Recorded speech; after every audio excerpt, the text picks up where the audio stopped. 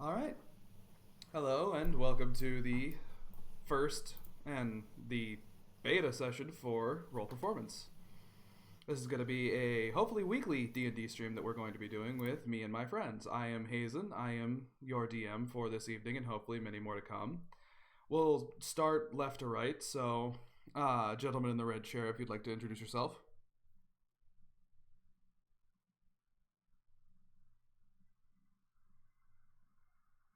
Brad. Uh, I'm Brad. I will be playing my. I will be playing a elven fighter, and I'm actually blanking on the name at the moment. Corin Mirdrin. Your name's Corn? That's right. That's gonna be Must fun. be from Iowa. All right, and then we shall go to Jen. Hi everyone, I'm Jen Eustathius. I'm going to be playing a halfling life cleric by the name of Noric Stillward. All right, then we shall go to my wife. Hi, I'm Angie Seville. I'm going to be playing Arcris, who's a human merchant. And yeah, it's going to be. All right, we'll go to the person who actually knows what they're doing with streaming. I have no idea what you're talking about. My name is Game Guru 21, or should I say Ryan Boca, aka Game Guru 21. I am playing a wood elf monk by the name of Gario Chen, who has been evicted from his monastery. And last, but certainly not in the least interesting situation,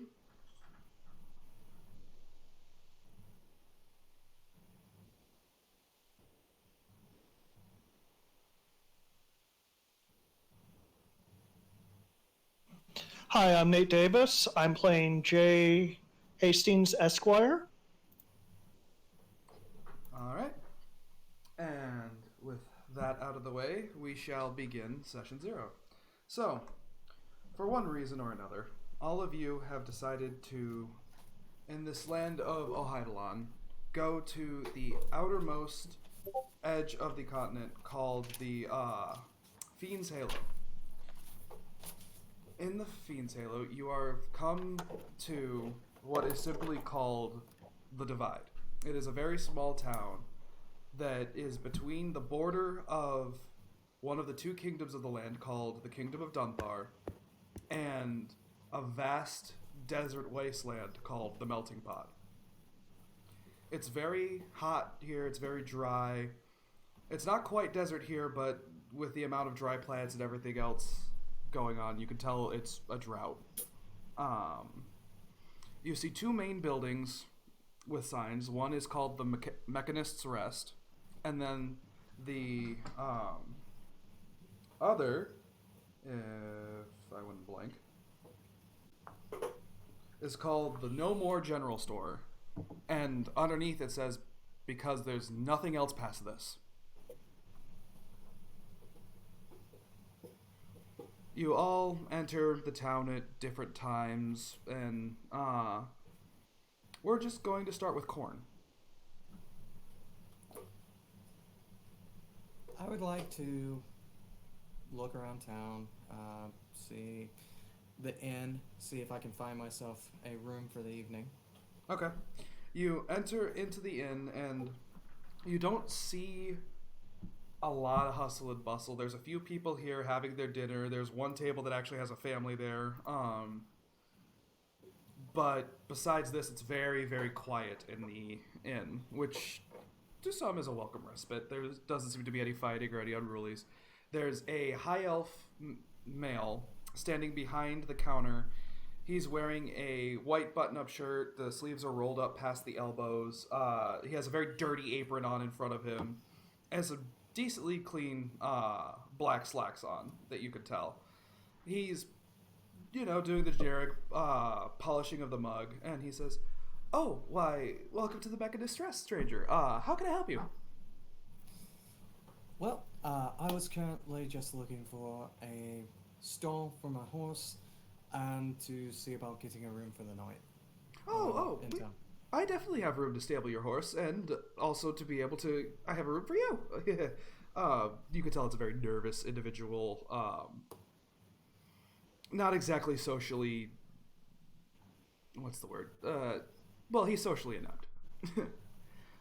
And he sets down his glass. He puts the rag down. Kind of wipes his hands and goes.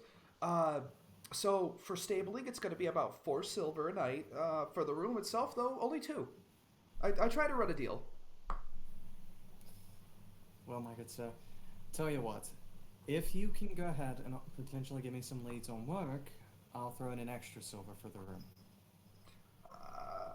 Oh, wait a second. You actually need work? Oh, that's perfect. I'm gonna need a lot more people for this, but you know the melting pot, the desert, right? Have you heard of the Fountain of Blessings?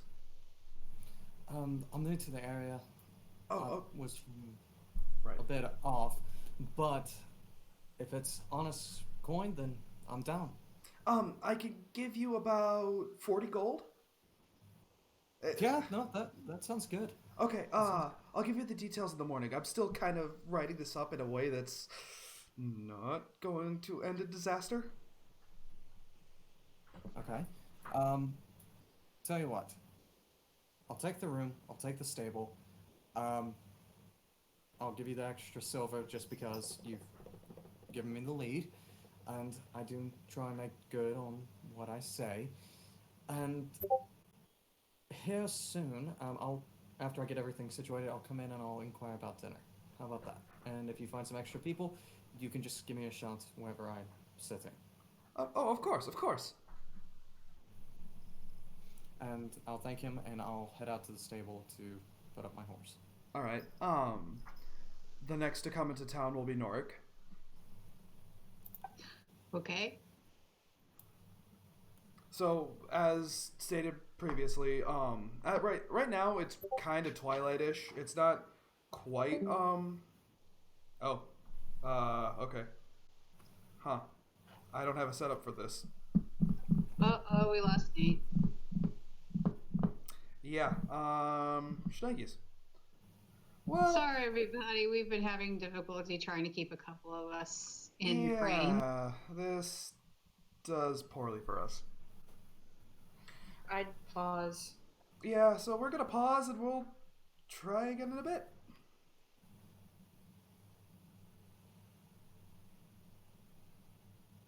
I can't tell if the stream's actually paused. It's not. Are you? You can't actually pause the stream. You either have to take it down or switch scene.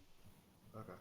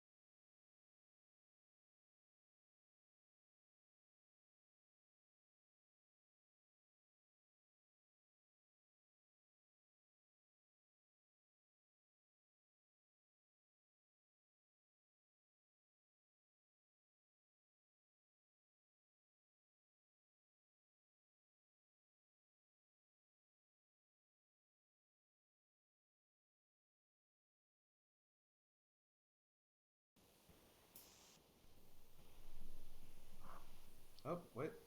And of course, I don't have everything set up as it's supposed to. There, that's actually having a stream set up. And we're back. Technical difficulties aside, we should be ready to continue. Alright, so, as we said, Norik, you have just entered into the town. It's about duskish twilight. You see the two large buildings, you see a couple others. Most have lanterns lit, at least on the inside. There's not really any street lanterns.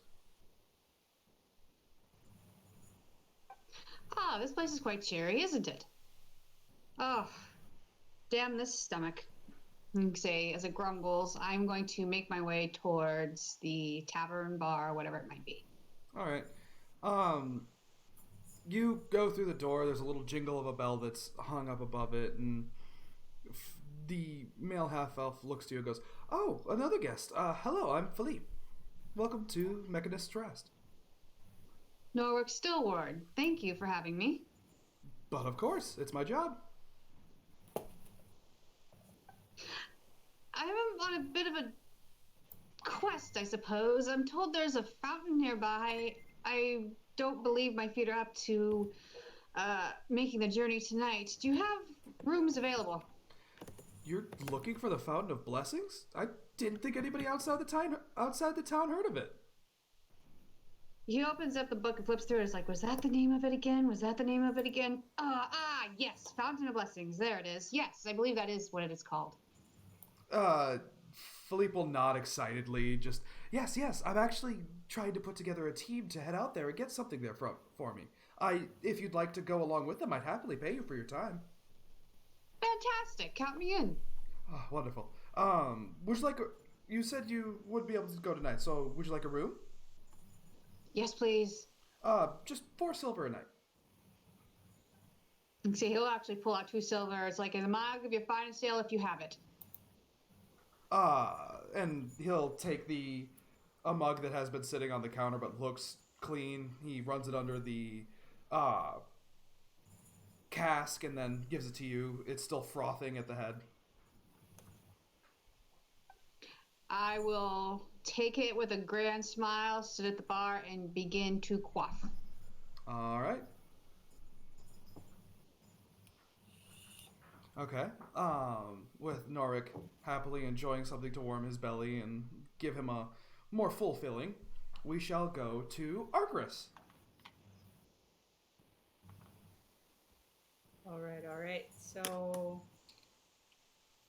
I just come into the town. Mhm. Do I come back from previously a job, or am I just... You're just kind of exploring right now, seeing what takes you where. You heard that in the desert there was something valuable and rare. Plus, people have always been speculating if there is something out there. Even the information would be worth something. You said desert, right? Yes, the desert's called the Melting Pot. I will go find a place to sleep for the night and try to get some information if I... All right. So you go into the Mechanist's Rest. The little bell jingles as the door opens. Philippe, he looks actually thrilled at this point that there's so many new people in his establishment. And he just goes, "Oh, hello there. Welcome to the Mechanist's Rest. I'm Philippe." Hello, I'm Marcus. I have a question for you. By all means, sir. I have heard that there is some sort of treasure out in these parts. Would you have any information on that? I don't know anything about treasures. There's an old... Well, it's not exactly artifact level, but an old magical item that used to be out there. I'm sending a group of people to actually retrieve it for me.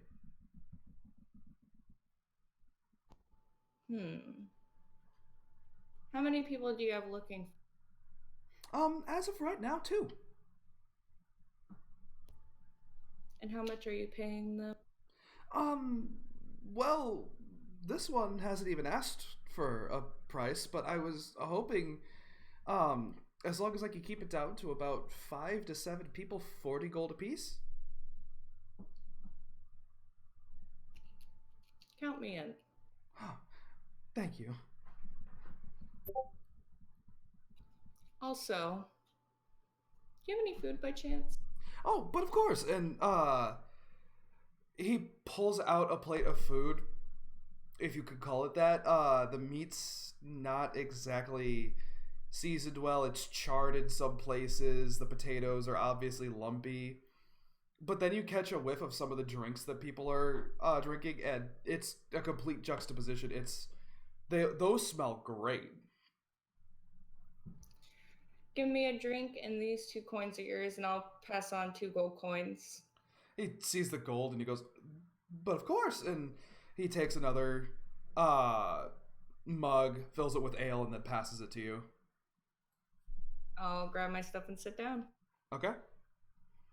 Then we shall move on to the monk. Couldn't pronounce my name. I honestly don't have it in front of me at this very moment in second. Gario Chen. Gario? Yep, Gario. Okay. So I walk into town. Who is the person who looks like they have the most money on? The streets of the town right now are pretty barren. You hear the far off pounding of a blacksmith down the street. It's almost Wild West kind of town where it's just a road and then buildings all along it. You see there's an inn, and there seems to be a bit of commotion. More lights are being lit on the inside. People are talking, that kind of thing. The general store seems to be open, but it seems to be pretty dead right now. I want to go over to the general store. Okay. You walk over to the general store. There is a human gentleman sitting behind the counter. He's reading a book, eating some preserved fruit out of a jar. He sees you and he just goes, "Welcome to the No More General Store. How can I help you?" I've never seen a cheerier man outside of the Covenant. Well, when you run a general store for the same 7 people every day with an occasional couple people coming in to buy candies on Sunday, you live an exciting life. Sounds great. I was looking for something really specific, and I was told you have it in the back. It's a small trinket about yay big, has a woman's face on it. It's like a coin back. It's like a coin what? It's like a coin back. It's back in the back of your shop, like in the back. You want to roll deception? Yeah. Okay, go ahead. You want me to roll it inside of the Wednesday? You can roll wherever. You can roll with real dice, fake dice, however you want. Or not fake dice, but you know what I mean, online.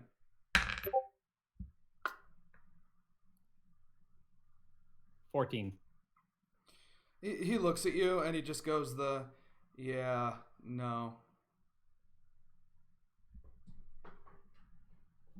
I must be in the wrong shop then. No, you're just trying to pick over someone who is the only person to ever be in or run this shop. Okay, you caught me. Kind of don't have any money. I got some stuff to sell, but I doubt you're going to give me much for. Oh, hello, Boo Bear. Thank you for following. He looks to you and he goes, "Look, I know the person at the tavern is offering a job for people to go out into the desert. I do have a couple things I can just give you because I'm gonna be honest, I don't get robbed often, and that was a little exciting actually. So how about I give you a week's worth of rations, a free water sack, and he's looking around and he goes, here we go. And he puts a jar up on the table and he goes, "This may not look like it, but my mom used to make really good preserves. This is one of the few jars I've got left. And I'm getting sick of them." I honestly will gladly accept. Thank you. He gives you the food. You kind of look around tentatively. There's no guards or anything like that. He He hasn't pulled any strings to try and ring a bell. He just sits there bored looking at his book when he's not looking at you.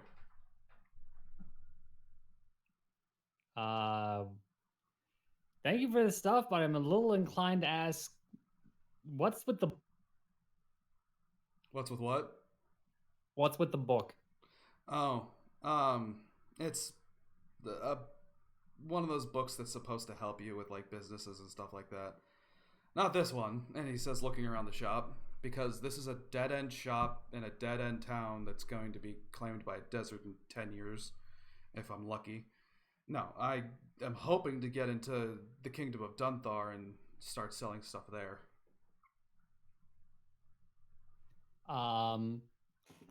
What if I said I could help you by taking some of your stuff to Dunthar for you and help you sell? Are you being sincere, or are For you once, I'm being sincere. Okay, he looks to you and he goes, I tell you what, this stuff is worth at most 10 silver. And he will actually give you a pack of like just random things, bits and bobs, and a couple jars of the preserves extra. And he goes, just get the name out there.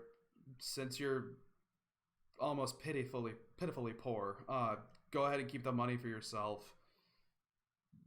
I don't know if this is called a good deed or if I'm just really this bored of selling. But if it works, it works. If it doesn't, it's less stuff I gotta move under and clean. Copy. So how many jars of preserve? You now have 5 jars, and the one he gave you was peach preserves. And then there's other ones. There's some strawberry.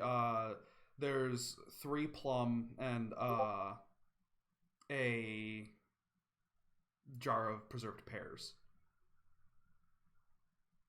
And you could tell from the jar that he has open, he's not enjoying it at all. It's one of those things where he's eaten the same thing 17 different times or 17 different years, and he's sick of it. But it smells pretty sweet.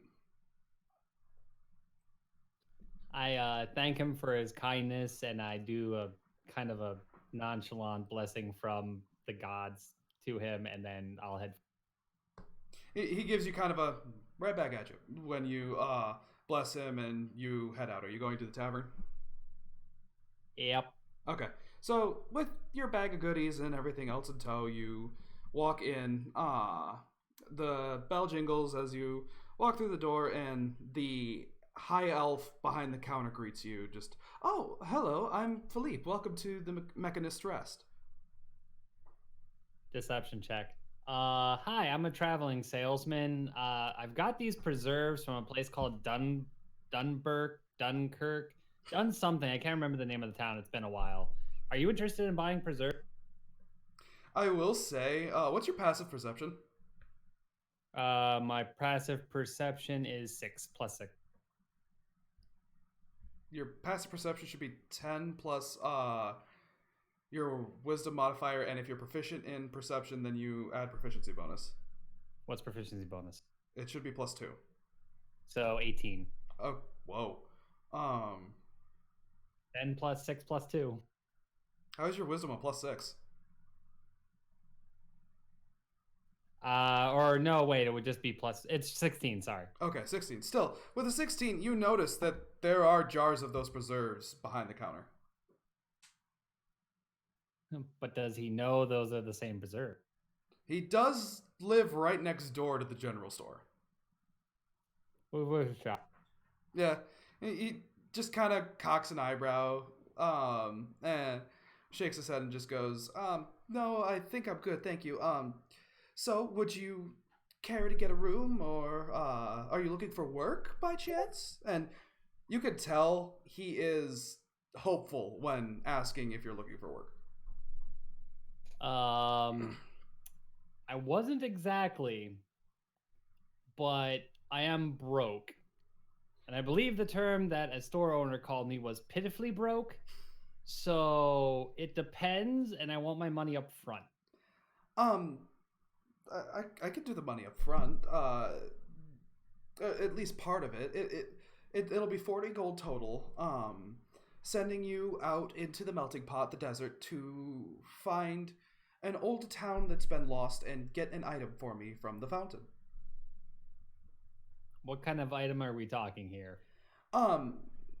If my studies are correct on how these kind of things work, it should be well, at one point it was a decanter of endless water with something else added to it, but ever since the land stopped being so magical, it stopped working. And when you're in the middle of a desert relying on an endless fountain for water, you don't stay in that town long once the water goes away. Yeah, it seems like a valid concept.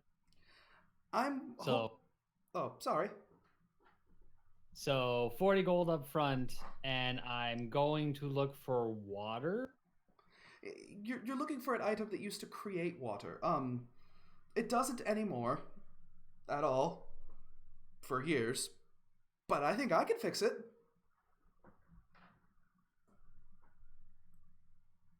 I look at him kind of questionably because I'm trying to figure out if I think he's out of his mind or if he's trying to if he's really being serious.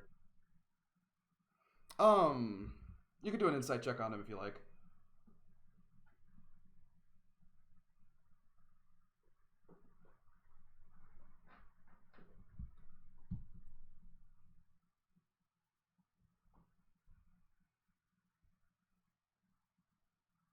When your dice roller doesn't want to frickin' roll dice. Why would it want to do the one thing that it's supposed to do?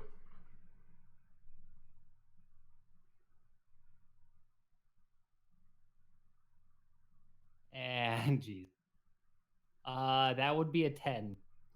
With a 10, you could tell that he is sincere. He's not sure that he can fix this item, but he's sure it's out there, and he doesn't seem to be lying about the gold either. He doesn't seem happy that he has to give you your 40 up front, but he needs people. I kind of sit there and kind of tap my fingers on top of the counter. You know what? I can tell you're not exactly keen on giving me the money up front. So let's be real here. I don't believe you that this place exists. You barely think this place exists. So I'll cut you a deal. You pay me so wait, how much is he giving me? Is he actually giving me half now? He planned on giving you 20 up front. Was his offer. But how much was the full payment? 40. So you would have gotten an additional 20 once you came back with the item. Okay, so I'll make a deal with you because I can guarantee you this thing is going to get you a lot of money. And I just so happen to be a betting man. So how about this? I know how much you're going to give me. You've told me. So how about this? You pay me 10 gold now. And instead, you give me 50 gold when I get back, if I can bring it back. 50 additional gold or a total of 50 gold? 50 additional. You are bringing back something that can create water in the desert. You don't think that's going to be profitable? I mean, we have wells here. Yes, it's going to be profitable. Oh, and he goes under the counter. He pulls out a book, which you could definitely tell is a ledger. And he's flipping through the pages, looking at it, and it takes him a minute, scratching his head with the end of the pencil and just...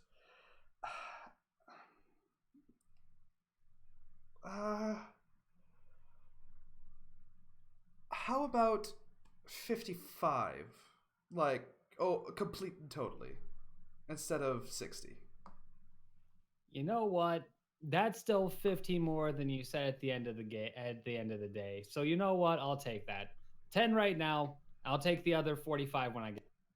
And he goes over to a small chest where he stores the gold. He unlocks it, takes out 10 pieces, and hands it to you in a small bag. The rest of the group will be meeting tomorrow for an exact situation. Or debriefing, as it's called. Yes, that's the word. If you like, you're welcome to purchase food, drink, a room, anything you might need. I don't even need any of that. Do you have a barn that I can just stick in for the night? I'll sit outside the place. Doesn't matter to me. If if you really don't want to purchase a room, I can give you a stable to use for a night. Yes, you could actually use the stable. There's at least one in there that's freshly clean, new hay put down. That'll be fine for me. All right then, I'm welcome aboard. And I wander off to the barn. Okay. Do I see his horse? You see 3 horses in the barn. 2 of them are definitely older. Their manes are a little matted and stuff like that. They're workhorses. The other one is much cleaner, much healthier. Its bit and bridle are made within the last year at least, which is new for what most of these people can get.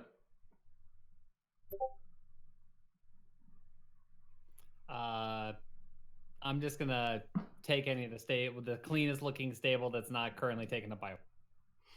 There's 2 stables down from any of the horses. It's nice and clean, like he had promised. There's fresh hay down. It doesn't really smell itself, but the ones around do. That's fine. I'll lay my bedroll out and go to bed. Okay. And then we shall move on to our final compatriot, Jay. Coming down the road, you see a relatively nice looking wagon pulled by 2 donkeys. Driving it is what looks to be a middle aged man. He seems to have been out in the sun for a long time, just kind of talking to the donkeys. As he pulls into the town, he finds the closest place to park a wagon that will also be able to take care of his donkeys, and goes into the cart. So you just park the cart, tie up the donkeys, and you're going to rest into the cart, or are you just going into the cart for a moment? The guy's going into the cart, Okay. and as he goes into the cart, a much nicer looking fellow comes out a few moments later. He locks the door and pulls up a piece of parchment and looks at his list of what he's supposed to be doing.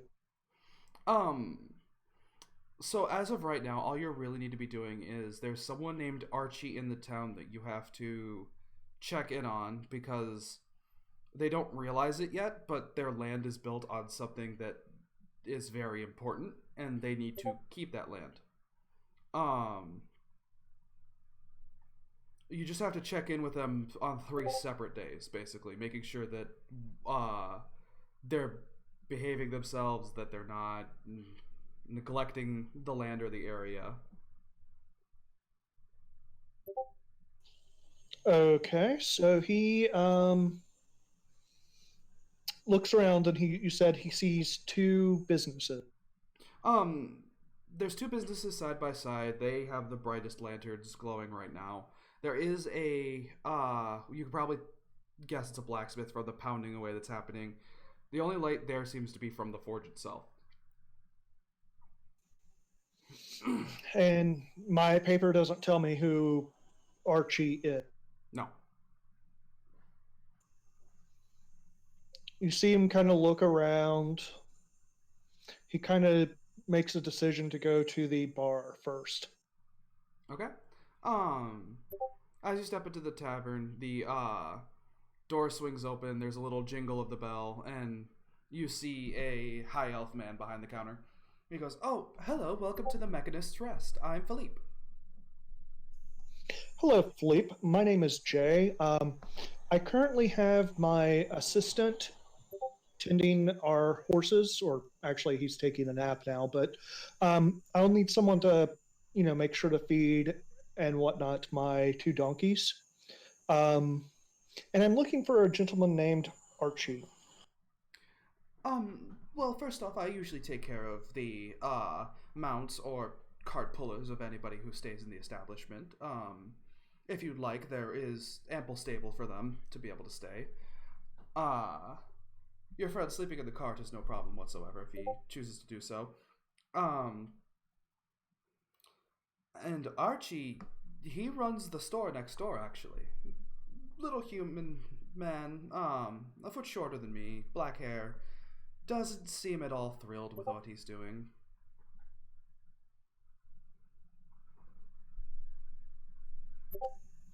Okay, that's interesting to know. I think I'm going to go check up on him and then I'll come back and see what else is going on. All right. You exit the tavern, the bell ringing as you leave, and walk over to the general store. As you walk in, you see the same human from that Gyaro saw, and he looks up to you from his book, gives kind of a huff, and just says, "Welcome to the No More General Store. How can I help you?" Hello, Archie. I'm here on behalf of my particular organization. I've been told to check up on you on 3 occasions. How are things going? I mean, I'm working a general store in a town that's barely populated by 40 people. You could say that I'm having the time of my life.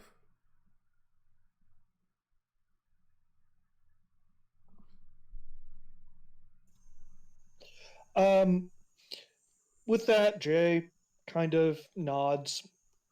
I understand, but I also understand that you have some sort of something special about here. Uh, the note said that they are unaware. Oh, I didn't realize that the note said they were unaware. Yeah. I look at them and go, okay, I'm sorry that it's boring here, but I bet it'll pick up here soon. Yeah.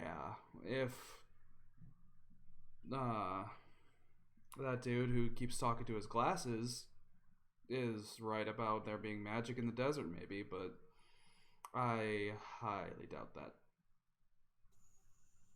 Dude talking to his glass? Yeah, Elf running the bar over there. If you watch every once in a while, he'll kind of shake his glasses and you'll see him mumble to himself, and then he'll actually respond after a moment. Like he's listening to something. Dude's weird. That is weird. Um, do you have provisions for a donkey for about a week?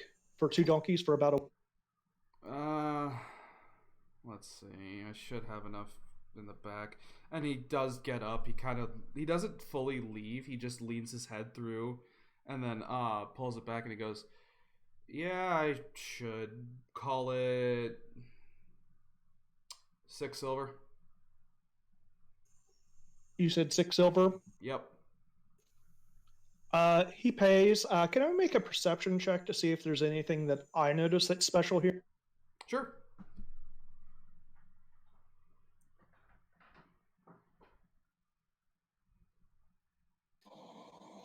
I'm guessing a 11 doesn't do much. Um, you aren't exactly sure on why it's there, but there is a symbol very lightly carved into one of the support beams up against the wall from your organization. Hmm. Interesting. I pay the guy and I go back and I want to talk to this barkeeper more close. All right. He sees you come back and he goes, "Oh, hello again." Hello. I was just talking to Archie over there, and he said that you were looking for something. Oh, yes, actually, there was a town that used to be in the middle of the desert. It had a fountain.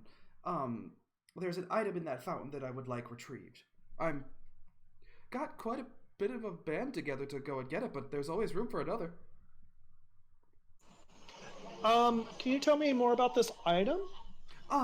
So it's a decanter that would make endless amounts of water, and this water would actually heal most small illnesses, not things like missing limbs, but say if you got a cold or a flu or something like that, one sip would usually have you better in an hour. But when the magic started fading from around the place, the fountain stopped working, and you can imagine an endless fountain not working in a desert town. That town isn't going to last. How long ago did the town fail? Oh, about a century, give or take a decade. Have you sent anyone else after this? Oh, no, I've been too worried about people's safety, and usually adventurers don't come in groups around these parts. I've been very fortunate tonight. I think I might actually get the group out, and, possibly be able to get it. Is there anything else of the town that you know about? Um, Not really. Most people packed up and left. I don't know what could have been left in it. I haven't personally seen it myself. Do you have a map that locates where it's at? Um, Not exactly. I have more cardinal directions. It hopefully should be easy to find. When I read stories about it, the fountain was a good 10 feet tall. Something you should be able to see on top of a dune. Can I roll, what's it called? Insight on him? Sure. I got an 11 again. He seems to be on the up and up with this. He truly believes the town is out there. He, is pretty sure that the item is there. He's not sure how easy it's going to be found or if it's going to be treacherous or not. Or exactly how treacherous it is, given he's not done any scouting himself. And how much does this pay? So I'm trying to do a rate of 40 gold per person. Does that include, your incidentals such as room, board, etc. for the time? For example, I will probably need to, as this is in the desert, leave behind my hand and my donkey. I hadn't planned on it actually, not that it doesn't sound like a good idea. Sure, I can cover that. I just have to go to the other guests that are going and make sure I give them their money back. Okay, and while we're here, we get to, of course, eat and drink, correct? I do have to charge you for the food and the drink. Not the ones that I'm going to send you with, but just simply for tonight's, because in all honesty, I'm not sure if you guys will actually go out in the morning, and I've had people walk out on me. Can I do a persuasion on that? Sure. 18. Yeah, no. You lean in, give him the, you could trust me kind of look, and he buckles and goes, I think I can make an exception for you and in the group, though. You all seem like trustworthy folk. Thank you very much. And I'll take you up on that offer. Okay. So he puts a plate of food in front of you. It's not exactly appetizing. It's apparent this man doesn't really know how to cook. But as he sets the drink with it, the drink at least smells nice, and you give it a taste test, and the drink's really good.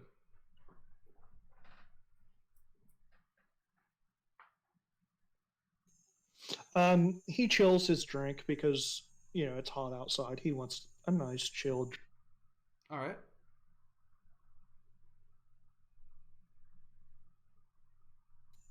And then he looks around. Who all does he see? So I know you see Norik, a small halfling, also at the bar. Got a book in front of them with a drink to the side. As for, I believe everybody else left to a room, didn't they? I went and sat down at a table, actually. Okay, so Arcris, you see a gentleman with a dark black axe on their person, sitting at a table. And I think because Gyaro left to go lay in the stable, and Corn is in his room. Situate my room. You're and then I was situating your room. going to and see about getting dinner. Okay. So, you see how do you look, Arcris? I am a more feminine looking male, thinner. I have the whole man bun going on, dark brown hair, blue eyes. Just normal little babu. About What 20 race? years old. Human. Okay. So you see a human male as well, and then coming down the stairs from one of the rooms, you see a wood elf. High elf. Oh, sorry, I thought you were a wood elf. You see a high elf coming down the stairs.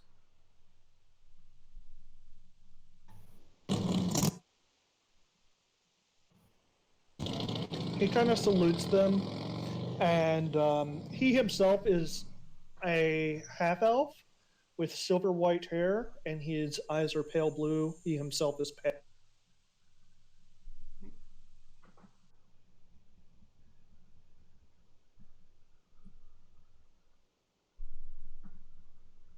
Alrighty.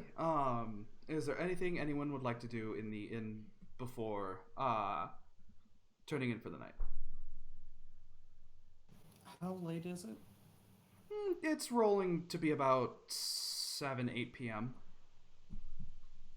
I'll walk over to the bartender real quick because I've never got his name, and I would like to just ask real quick. The general store next door, is it still open?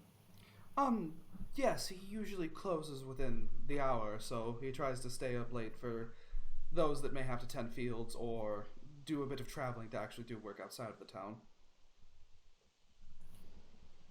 I was looking to purchase a shield. Would he have that, or should I go to the blacksmith I heard when I came into town? You could try to get the blacksmith to build you a shield, but they're a little odd. That's odd. What do you mean? It's not my business to say. Just they hold their beliefs rigidly. We'll say that. Okay. In that case, I would like to thank him for his time and head over to the general store. Okay. You head over to the general store. You open the door, and a human is leaning back on a stool, reading a book. He looks up to you, just, oh wow, so many customers today. Welcome to the No More General Store. How can I help you? I was just curious if you may have a shield in stock. No. Alright then. Thank you for your time. And I'm going to head to the blacksmith. Okay. You head over to the blacksmith, and you hear the pounding of metal. As you walk in, the building, I would say, but it is more of an open design, there's no walls or doors or anything, is very dark, save for only the light of the forge. And turning around as you enter in, just simply because they saw your shadow move past one of the lights of the general store, is a Furbolg. He kind of wipes off his gloves, then pulls them off and offers you a very sweaty handshake. It just goes, "Hi, welcome to my shop." I take his hand and I give it a good shake. About him and say, "Hello. I was wondering if you may have any shields already made, or would you perhaps be able to make me one?" No, I don't make weapons or armor.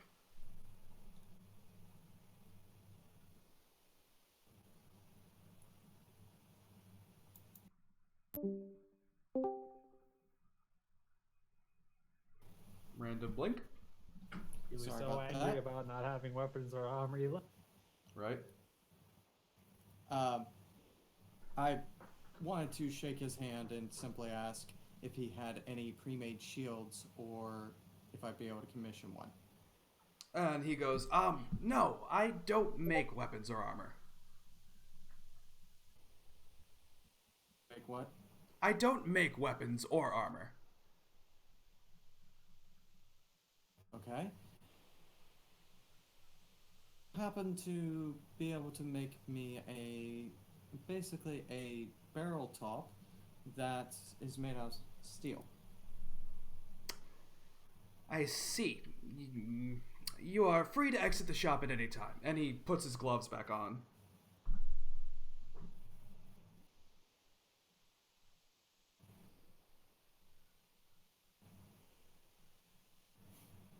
Did you catch that?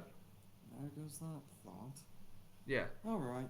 You're more than welcome to insight him. Head back. Let's do it. Okay.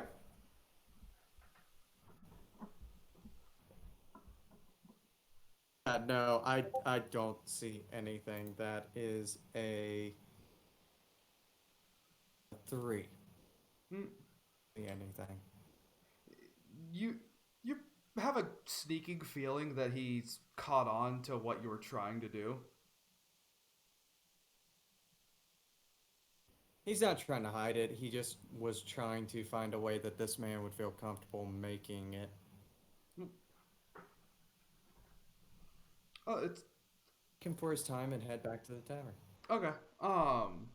He just kind of and goes back to his smithing. You go to the tavern. Philippe gives you a kind wave and asks, "So, how'd it go?" I believe it's time to sit down and drink. Well, that's something a bartender likes to hear. And he puts the drink down in front of you, not collecting any money. Norik, since you're still sitting there, and he does go over to Arcris, he gives you back the coins that you had given him for food and for any rooms. Arcus waves it off, and I wave it off and tell him that he can keep it. That I understand how it is to need to make money, and just let it be. If you're sure.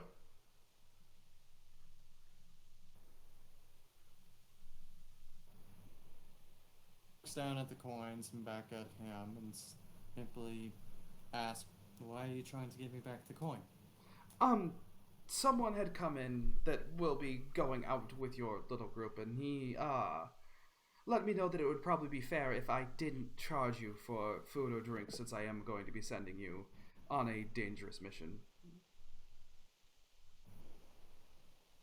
He'll chuckle. Well, I would chuckle and simply look at him and say, "That's nice and all, but he came in after we'd made our deal. So, as it is, I would be more comfortable if you kept the coin."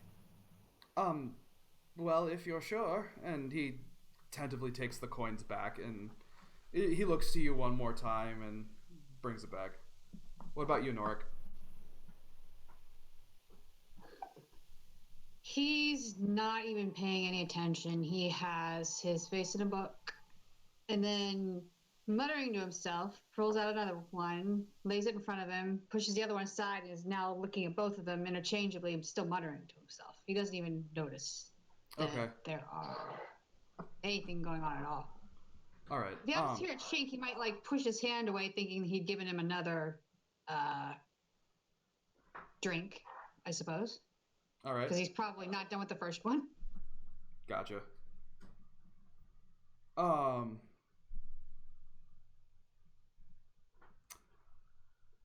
He does walk over and seeing you push the coins away, he takes it as that you don't want them and puts them back in the chest. He does, however, walk over and sets a candle down by you just to make sure that you have light.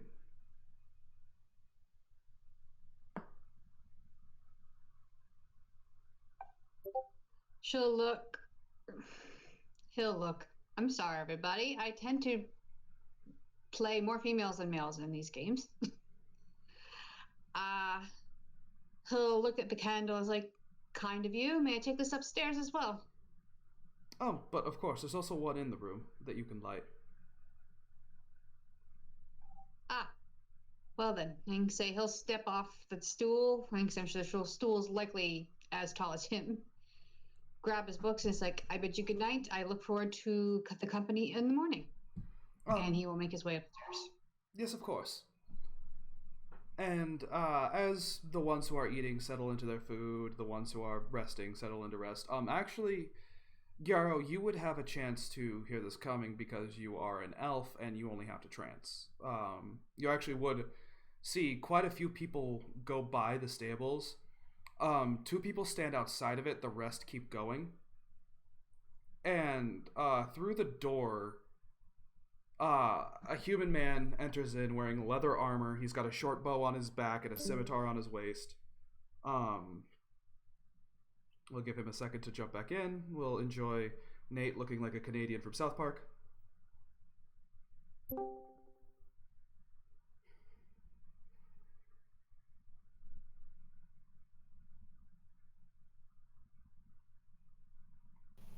Can you hear us, Brad?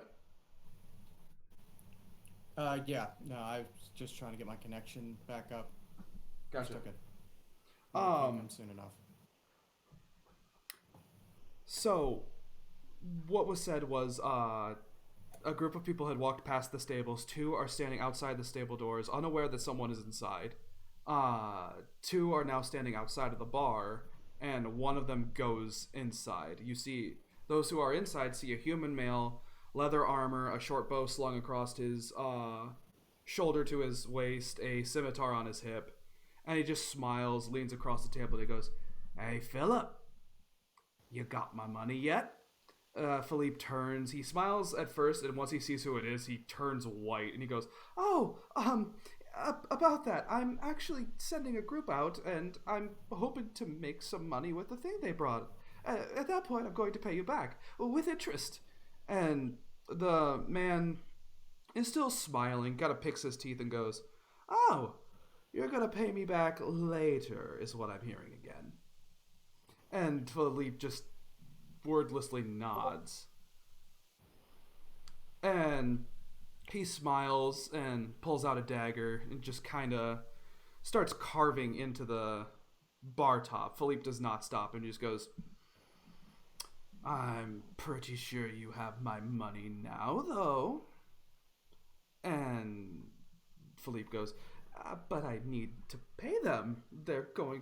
One of them wants payment up front, and it's going to be quite expensive to send them out into the desert. It's quite dangerous." And the man goes, "Oh, the desert. Me and my boys could go out there for you. 500 gold apiece." And Philippe just shakes his head. "I don't have that kind of money." The man goes, "Oh, if you did, we wouldn't be having this conversation, and you wouldn't be looking for loans, would you?"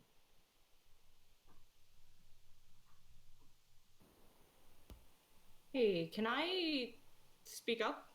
Of course.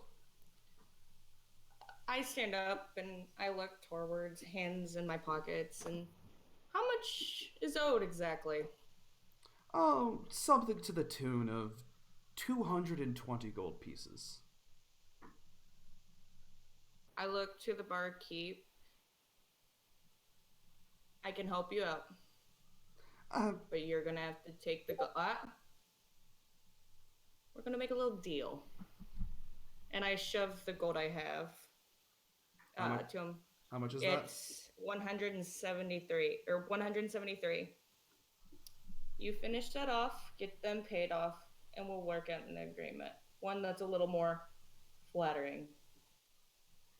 The bandit looks at you, toss this pouch of gold, and he picks it up, and he looks impressed. He actually pulls out a scale to see just how much gold it is as you're talking with Philippe, and Philippe goes, "No, you don't understand. You don't want to get involved in this." Well, before I would hand that money over, I would draft up some sort of receipt if I were you. Here, I'll do the honors. The man looks over at you and he chuckles. "You're not from around here. those fancy schmancy papers and signatures and stuff like that ain't worth shit. At that, I'll set his drink down a little more solidly than normal on his table and just look up and say, I don't know, friend. I think that one would hold some weight, don't you? You want to see what holds weight here? Philippe! And he bangs his fist on the table. Philippe walks over. The guy goes right in his face. And Philippe does nothing. And the man just simply smiles and turns and he goes, that is what holds weight. If you're smart enough that you have What? the ability to stay in charge of people, then they listen to you. Fancy schmancy papers and laws and rules, they don't work here. I want to take the time to sit there and be like, they don't work here. So your logic goes by, and I go, and just spit right in his face. I guess that means I'm higher up than you. Can I make a sleight of hand check? Real quick, the bandit wipes his face and he chuckles and he You've been in the Halo a time or two, haven't you? Some could say. I got you where you stand right now, but you happen to be a friend of a friend. He says, looking at your, I'm guessing you have your guild pin out? Just usually? Yeah, I actually wear my pin. Yeah. Out in the open. He sees the pin and he goes, I need the merchants for the kind of work I do. So, I'm gonna give you one for free. As a How about you welcome do to me the one neighborhood. better? How about you do me one better, since you started this little thing and you still want me in my guild to be good with you? You take what I got right now and we call it good. You're funny. You're funny. No. I need full payment now, or I come and get it. And Philippe goes, I should have the money, and he starts reaching for the little chest behind the counter. Excuse me, what did he borrow from you? Oh, he borrowed about 120 gold a few months back to be able to renovate this place. It actually didn't have a roof when we first started out. But through a little business venture between me and Philippe here, we've made this such a wonderful place to stay, wouldn't you agree? And I want my cut. Sounds like you aren't very good at contract. Oh, there's no contract. I show up, I either get my money. I've been actually quite kind to him as of recently. I've been letting him slide with a bit of an increase in what he owes every time. But even with the promise of piles of gold, my patience wears thin. So, under your logic, then she should take her money, Saying or that he, whatever. Arcris should take his money back? Yes. That's completely and totally fine. If he still wants to pay for little Philippe here, that's his call. But I'm only counting the gold.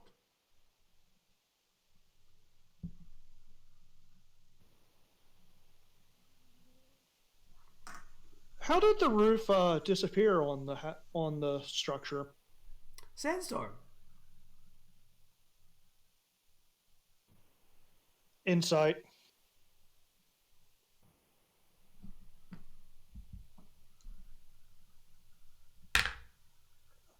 $17. Oh yeah. The bandit is lying. Philippe pipes up and just goes, I just got the place, actually. It was an old brothel, and it fell apart with time.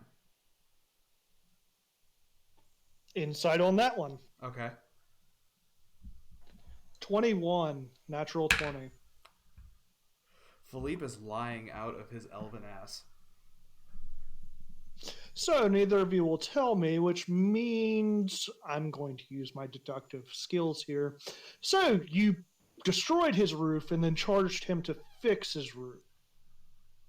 Philippe's eyes go wide, and the bandit just smiles and goes, "There is absolutely no proof whatsoever that I destroyed the roof." Now, according to your own statement earlier, the only thing that really matters is, who's stronger, right? You listen. You do well. Now, if only you'd shut your mouth. Can I make that sleight of hand roll now? Of course. What are you trying to purloin?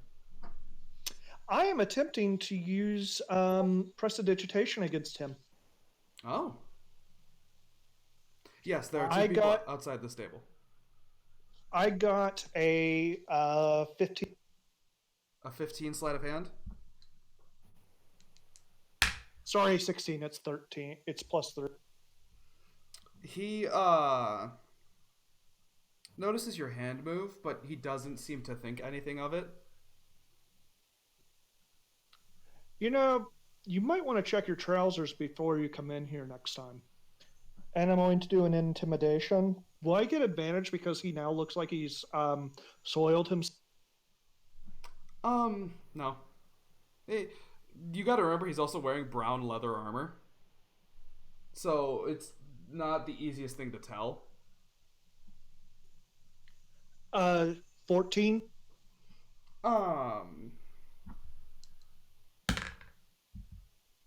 You try and intimidate him, he just goes, city boy. Now, Can I actually make a small smell come from him? do you have prestidigitation? Yes, I do. Yes, you can. But even as you do that, he just goes, city boy, that's not the kind of stain people worry about around here. I make people shit themselves for a living. And he pulls out a scimitar and just kind of moves his thumb along the edge and just goes, Philippe, your guests have entertained me. So I'll be coming for the 300 gold in 5 days. And I expect not a copper short. Understand? And Philippe just... And the man gets up and heads to the door. So while all this is going on, I have a few questions. Okay? Do either of the two guys know I'm... No. They have no idea you're there. They're just watching in case Philippe somehow gets out and gets a horse. Okay. I want to do a stealth check real quick, first and foremost. Okay?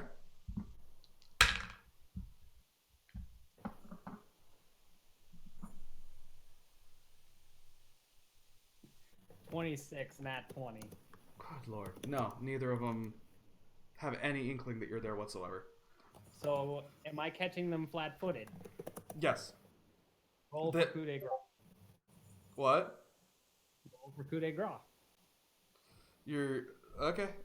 You get advantage on the attack because you are surprising them. Are you going to be doing like flurry of blows or anything? No, goal is I want to grab both of their heads and like smash them together. I'm trying to like knock them unconscious. Okay. Whichever is better, your athletics or acrobatics, roll that with advantage. What's advantage? Just +2? It means you roll twice and you take the highest dice number you roll. And acrobatics are what? Athletics, whichever is better for you.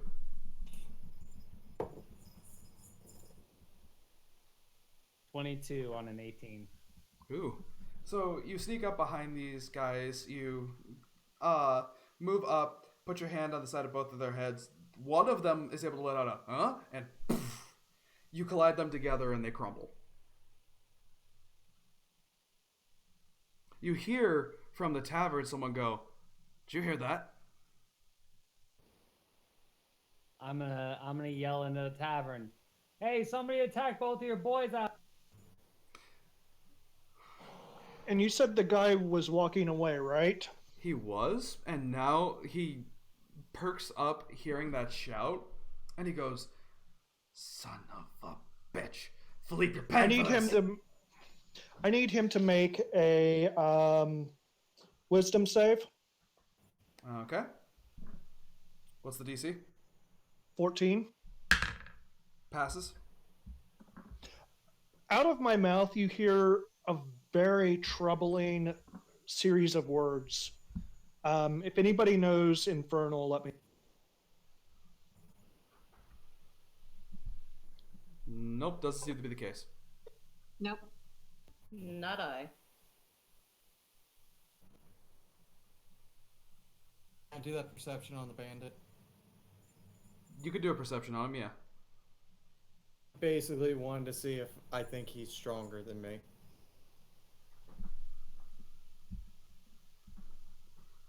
That is a 19. What's your strength?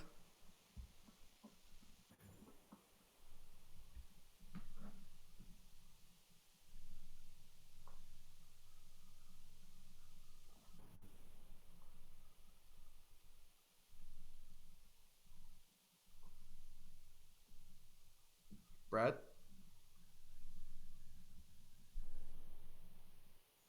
I think he's frozen. No, his head's moving. I have an 18. You're pretty sure you're stronger than him.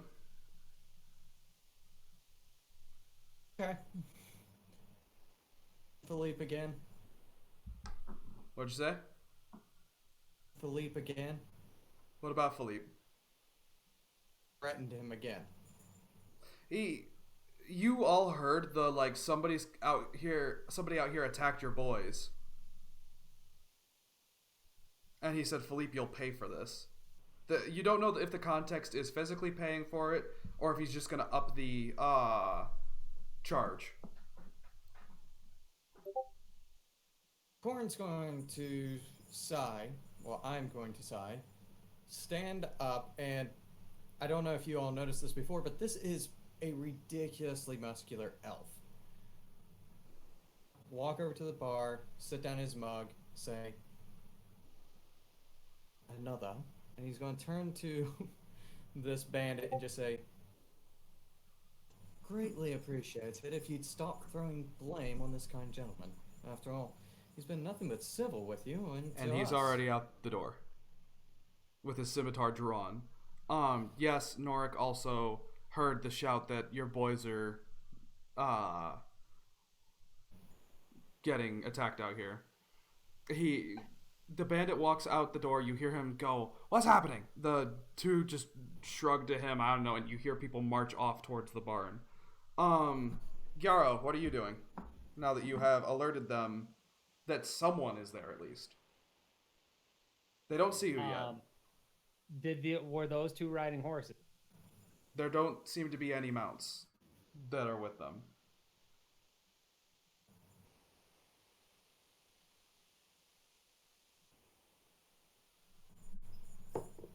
I'm gonna wait by the guards and I'm gonna look like I'm trying to resuscitate him and wake him up hopefully as he's coming in. Okay, give me a deception roll.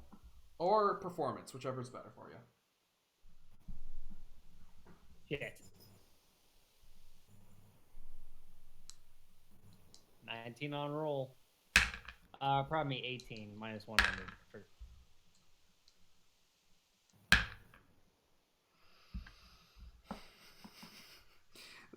They all run up.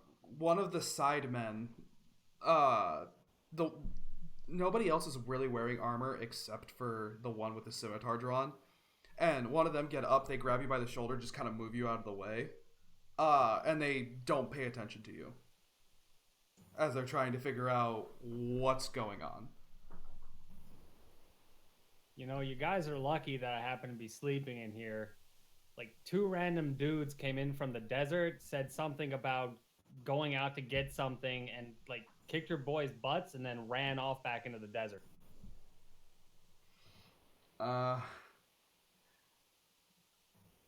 They're distracted, so I'm not gonna make you roll again. They hear that and they're like, I bet you it's one of Philippe's boys. He said he was sending people out into the desert to find something.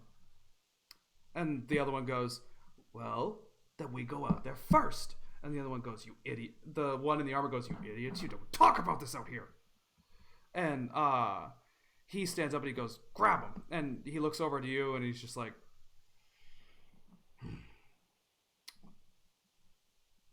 I'm a crook. I'm a crook with honor. And he hands you a single gold piece. And he goes, thanks for letting me know. And he takes off, the other two struggling to carry the unconscious men out of town. I can't hear you.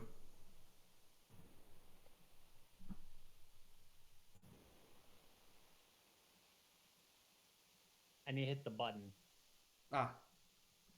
I pick up the single coin and I kind of like gesture in his general direction and thank him for it and kind of pocket it as they're walking. All right. Norik, with all the noise going on, is now at the top of the stairs and looks over the tap room. Says, "What is all the commotion? Is anybody injured?"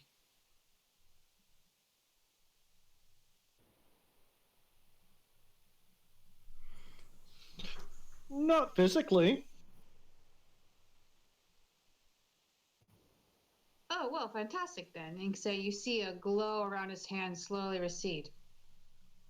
Perhaps I'll have dinner after all. And so he'll tromp down the stairs. Philippe, now visibly shaken, gives you a plate of food and another mug of ale, not collecting any coin from you whatsoever. Gario walks into the tavern, kind of like dusting off his hands, and kind of looks at Philippe and is like, well, I don't know what was happening in here, but you owe me big time. You see him flinch at "you owe me." He seems to be used to hearing that kind of thing and does not have the greatest response to it. I kind of shrug. If it wasn't for me knocking out those two, these guys would probably still be here. Well, those guys. Yes, hopefully you all are back before they decide to come for the money. I kind of just steered them into the middle of the desert. So, good luck to them. But the only thing out in the desert is the fountain. And from what you have said, it's really hard to find. So, I think we stand a good chance on them being stuck out there looking for two mysterious men who attacked their boys, at least for a few more. Oh, one can hope. I doubt they'll stay out in the desert long if they don't find it. Are they known to be smart? As he's like opened a book and looking at it, not even touching his food. The one who wears the armor and calls the shots, usually he's cunning. The others are kind of meatheads. Well, when one travels, one would hope one would know where to place their feet. But then again, I suppose for the shifting sands. Oh well. So, how'd they take down your roof? I really don't know. Just one day, no roof. Do you know where they live? No. Is he actually the boss? He's the one I've dealt with. I don't know if he's the actual boss of them or not. Does he usually bring with him whenever he comes to try and collect? Did you say is there anyone or anything? Who does he usually bring with him when he comes to collect? Just a couple of guards. Or, well, I guess muscle. I'm not exactly sure. What's his name? Bertram.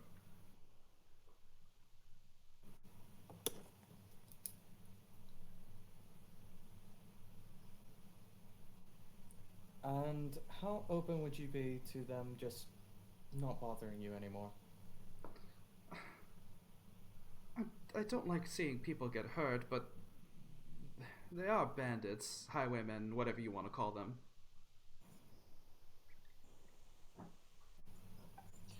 Everyone's due their time when Numium says it's their time. Oh, you're a follower of the Numian. I Oh, sorry, Brett.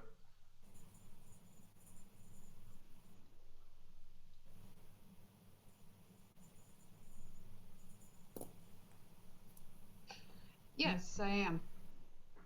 Oh, local blacksmith. He's not a cleric or anything like that. I don't know if you could even call him an acolyte, but he usually handles funeral proceedings for us. He's follows the grave portion of the Numian, I believe. Ah, how interesting. Has there been need for funerals lately? Thankfully, no. The population's actually on a little bit of a rise. Well, except for those that leave, but can you blame them? You're kind enough. I don't see why anybody would leave. My kindness doesn't generate money for people to buy the food that I make.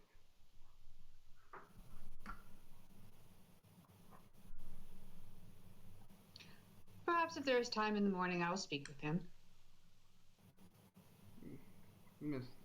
Good luck with you.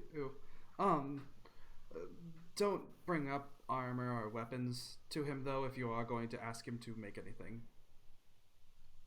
He'll reach down at his hip and immediately pull up and place a Morning Star on the table. I do hope I never have need for it, but one can never be too careful. Philippe just kind of jumps at the weapon being placed on the table and then realizes that you're not threatening him with it and just goes, one can hope. Hey, Hasten. Yeah. Did I happen to recognize what group of bandits they were? No. The guild's actually supposed to interact only lawfully. They're supposed to basically background check, make sure that the difference between archaeological finds and grave robbing is held up and stuff like that. They try their best to take only legally obtained things. So for them to work with someone who's so very obviously a highwayman, he's either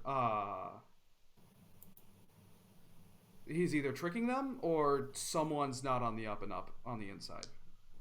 Do I have a way to contact my higher ups? No. Okay, that's all. You're all right. Anything else for the night, or is everyone going to rest? I'm going to head off to my wagon. All right. I still have my money, right? Yes.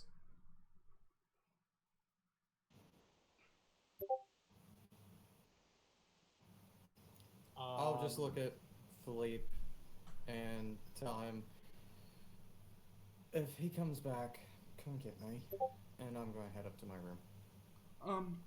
Will do. All right, and with that, we'll say that you guys take a long rest. We're actually going to take about a 5 to 10 minute break, let people use the bathroom, get drinks, that kind of stuff. So we shall be back in a bit.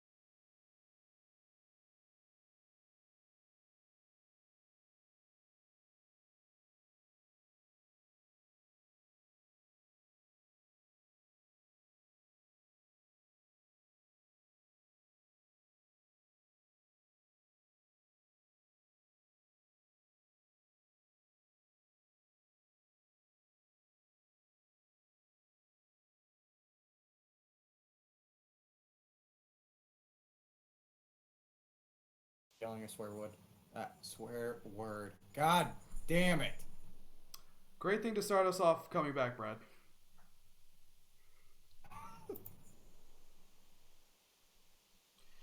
At least it's rated 18 plus. All right. So, with that being our cold open, welcome back. Everyone has. Thank you, Boo Bear, for welcoming us back. With everyone taking their respective rests in their respective places. I can't look at chat. You wake up to the morning. Philippe seems to be better. He is actually of a normal color besides sheet white. He has breakfast cooking, but it doesn't smell great. Anybody who's been in a prison, though, it's about on par with that. Wait. Who all's been in a prison here? I'm just saying, if anybody has. Hold up. I'm getting some feedback from someone. Is someone watching the stream at the same time? Yeah, Boo Bears is making fun of Brad, which is hilarious.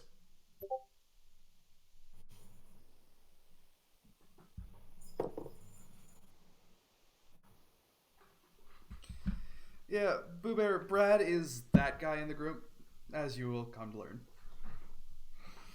So, breakfast is cooking, ale is being served, with it. He knows that his drinks are far better than anything he cooks.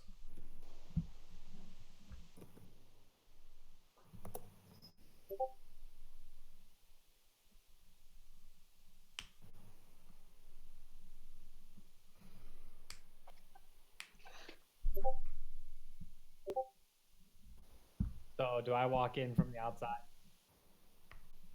Yes, you're absolutely welcome in, plucking off a few stray pieces of hay.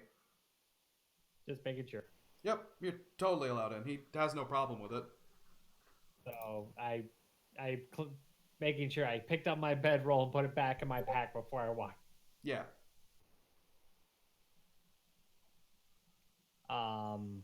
So I look at Philippe. So these are the.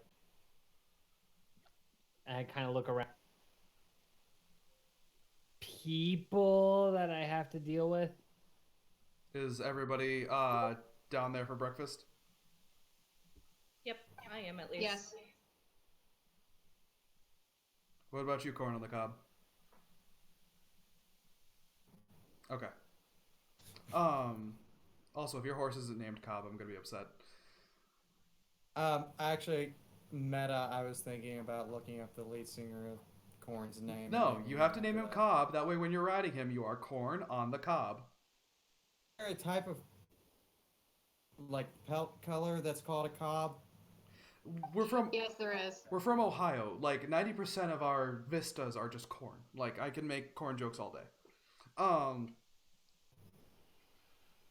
But you look around at the group of people. Philippe just nods and goes, "Honestly, it's a lot better than I would have expected, especially out here." Can I, with ease of, can I rationalize what kind of adventurers everybody are? So like class wise, within reason, or do people not look like themselves? So the human male is wearing a pin that says he's at least part of the merchant guild. So he either helps with the selling or he is someone who goes out and gets things, which would make sense for him being here. I'm not sure if Jay is wearing anything that attributes his status in the cities. Not normally. Okay. So the half-elf, besides being nicely dressed, nothing really is telling about him. The little halfling is definitely wearing cleric gear, cleric robes, and has a very interesting looking holy symbol.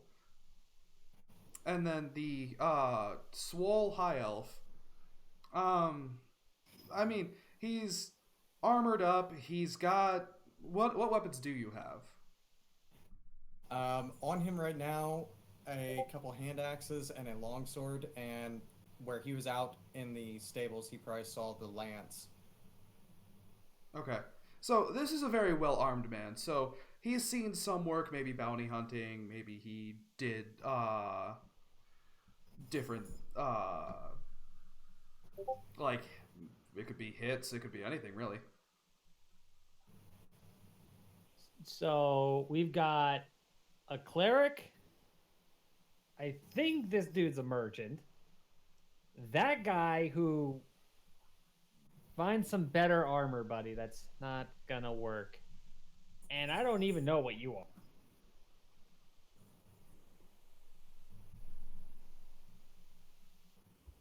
Are you saying this to us? I pretty much nod with a mouthful of food as you say merchant. Who are you saying needs better armor? Sorry, Nate, go ahead. Nate. Or the fighter. He just rolls his eyes and keeps eating his meal. Now, you're not wearing any armor, correct?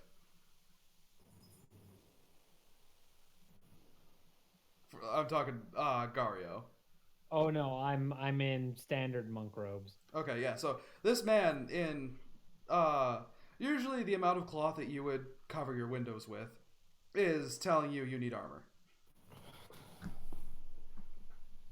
It does the job, at least for the moment. Now, It's a robe. Says the guy in monk's listen, robe. my friend, but I must ask. No, you're wearing her drapes. Oh, I don't know. I think he's got quite enough on. And says the halfling jumps down and say grins up at everybody with a full mouth of teeth and probably some eggs stuck between them. Walk behind him in a high wind, my friend. Sorry.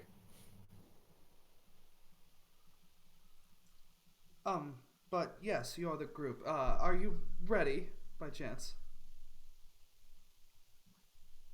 Ready is relevant. I don't know about these guys, but you still haven't told us anything, let alone the fact that we literally are about to walk in a desert into a random direction to a city which we don't know exists. That's what I meant, is if you were ready for the briefing. Well, you didn't say that. I'm Give sorry. him some time to speak. So, right, I don't really know the name of the town that was around the fountain, but, the fountain itself is called the Fountain of Blessings. It's about 10 feet tall, multifaceted. It should be pretty easy to spot out there. Inside of it is a little magic item. It'll look like maybe a horn or something one would use to carry drink. It won't work. It could even look like hell, but I would really like to have it. I would like to try and fix it. Its properties would be so helpful to everybody. No, Norik would not know anything about the history of the city. Norik only has heard of the fountain.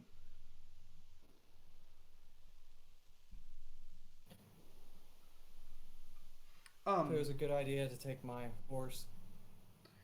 You could take a horse through. I don't have any camels to sell, unfortunately. I've been meaning to get some, but besides the fountain, few people have reason to go into the desert. Now, the bandits will be out there. Hopefully you don't run into them, and hopefully they don't bother you. There are some dangerous, fauna out there.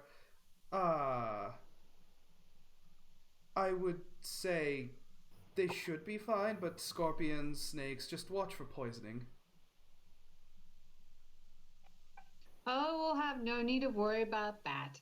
Says there's a glow of a sigil that forms on my hand. I think Numian will do us quite well. Ah, okay. Well, hopefully. I didn't mean that in a sacrilegious way, but, besides that, it's just going to be a few days' travel. I do have the necessary food and water prepared for you. Not exactly for mounts, but you should be able to make do. I could scrabble something out if you want to take your horse. Do you have any tents? No. But you shouldn't really need tents at night. Mostly just a bedroll to keep you warm. I like solitude sometimes. A little night shy, but I can. The best I could do is give you some curtains and some sticks, and maybe you could fashion yourself one. Apparently, I already have all the drapes we need, according to him. Goodbye, split second. I will gladly take those if you don't mind, and I will return them clean and hopefully unharmed when we. Oh, I You were also talking about his drapes and not my clothes because you're not borrowing them. Well, you know, sometimes they say clothes are best made for both ways, but no, I'm talking about hit. if you could, I also would like a set of that because I don't feel that taking my donkeys into the desert would be the best use of their capability. Oh, yes, because dragging a couple of asses into the desert sounds like a grand idea. Well, it's That's either that why or I'm you- leaving them. Sorry. Philippe just kind of looks between you. He goes to a cellar door, opens it, and crawls down. He returns with a bundle of curtains. They're all a bright white, but made to block out the sun. So they're thick. They'll definitely hold up against any like winds or something like that. That's not a sandstorm. And he gives you some curtain rods. He says, these don't need to remain intact if you have to file them down, saw them, even break them to make them into tents. But this is really all I can do. I'll gladly take them. Thank you. Yep. As will I. Now, as for the direction you need to go, what direction do they need to go again? And you see him just kind of fumble with his glasses for a minute. He nods and he goes, okay, well, west by southwest is what you want to generally follow. It might deviate a bit, but that's the best that I can come up with. And who were you just speaking to? And I'll use persuasion.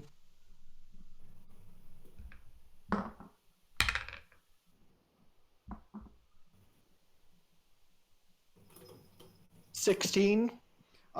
He blinks. He goes, "Oh, right. I'm so used to them, I forget." And he takes off the glasses and kind of like sets them out on his palms, and you see that the frames have magic sigils, painted onto them. And he goes, "I'm an artificer, and I use these as kind of a place to hold data, memories, and stuff like that. They're actually quite helpful.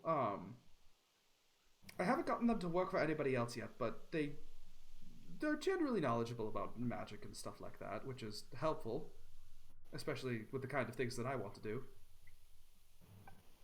I immediately, upon hearing him say anything about knowledge and data storage, like clamber up to the bar and look, it's like, may I see? Sure, but like I said, they're not really going to speak to you. And he hands the spectacles over. I will immediately put them on. And it's like, what can you tell me, glasses? And you just hear silence as the glasses you put on don't give any knowledge whatsoever. And Corin is face palming. yeah. However, you see Philippe kind of upturn his eyes and he goes, well, actually, there is something that I could do that's kind of like that. I was planning on giving it to you afterwards, but I suppose it could help in your journey. And he goes back down the stairs, leaving the glasses with you. The glasses are half frames, so he can see over them just fine. And he comes back up and he has a rope, and he just goes, "Ceiling!" And he's like kind of cracks it, and the rope goes up to the ceiling, ties itself on bar and then knots itself in 1 foot increments. Fascinating. And then you And hear, he gently puts the glasses off on the bar, very gently. before you take them off, Philippe just kind of looks to you while holding the rope and just goes, "By the way, I can mentally communicate through my magic items." So the magic hasn't disappeared here then. Um, it's disappeared, but I have been able to cobble up some and infuse it into items. And he'll take the glasses back, he'll hand over the rope to Norik to see, and he goes, "I am the only one that can initiate the contact. I'm not going to be able to hear you if you just hold the rope and call out. It's not that effective of communication magic. But once I initiate it, you can respond." Let me interrupt you real quick. If you There, can he's rubbing his temples. if you can make magical items, why aren't you making them to sell? Those could make you quite a bit of money. The thing about magical items and things like that is just the fact that I make these, but they're not magical in their own right. If I were to pass away or decide that I don't want to fuel them anymore, the magic stops. Excuse me. I act as a power source for them. And so I can't really make all that many, let alone sell any. And nobody really wants to buy a magical item that they know I can just turn off. I wouldn't do such a thing, but people have trust issues. So that rope, if we were to add more to it, would it still work? No. Once it has tied itself to something, you would be able to tie more rope to the end, but only the 100-foot section I have given you will, work as rope like this. It's called my rope of climbing. What happens if the rope is inadvertently shortened? He's still looking up at it. The rope shortens to about 50 feet when it's knotted to help with climbing. But if a section of the rope were cut off, then that only part of it would remain magical. Which part, I don't really know. Philippe, if you have a rope that will automatically tie to what you tell it to, why haven't you used that on Bertram? It ties to things. It's not a rope of binding or anything like that. It can only knot one end.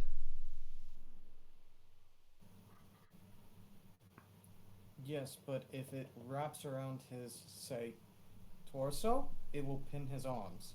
Just for future. So, you're an artificer too? No, I'm just looking at the tactical. But you don't... So, wait a second. How are you going to tell me how my magic works? I'm not Do trying you- to tell you how it do works. you not I'm want the trying to rope? give you options. If you don't want the rope, I won't give it to you, but I'm only to give you things if you are going to listen to my explanations of them. Agba be praised, O muscly I one. understand Can you that, I was please just let the throwing man out give some us the fancy thoughts. rope? That way we can use it for something that I don't think he even knows.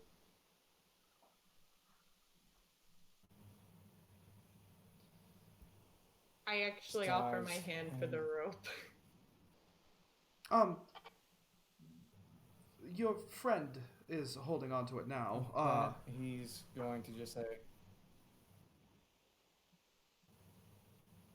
He's going to say what? Go ahead.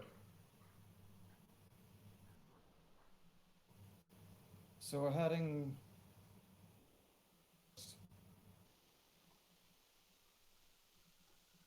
I didn't hear the tail end of it, Brad. Did you ask West? We're heading south by southwest. No, west by southwest.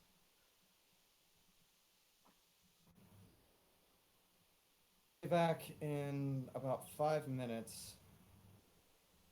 About me, I don't feel like trying to catch up to you.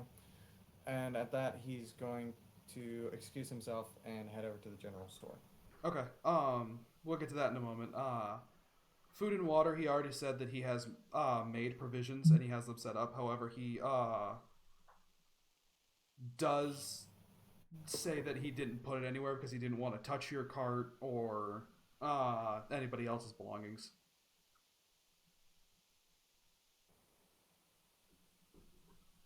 And will we need torches?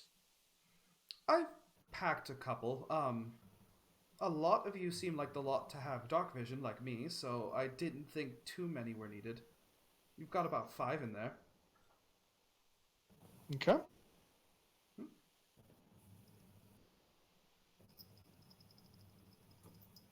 So, that's really all the information I have. Watch out for any animals in the,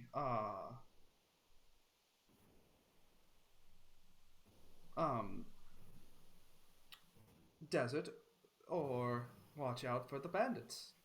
The town itself should be empty.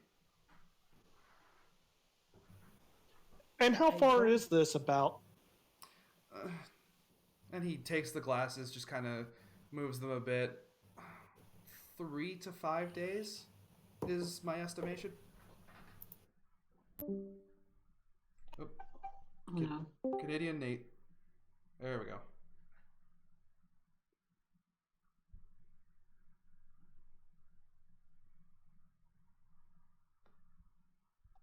I'm having trouble hearing people.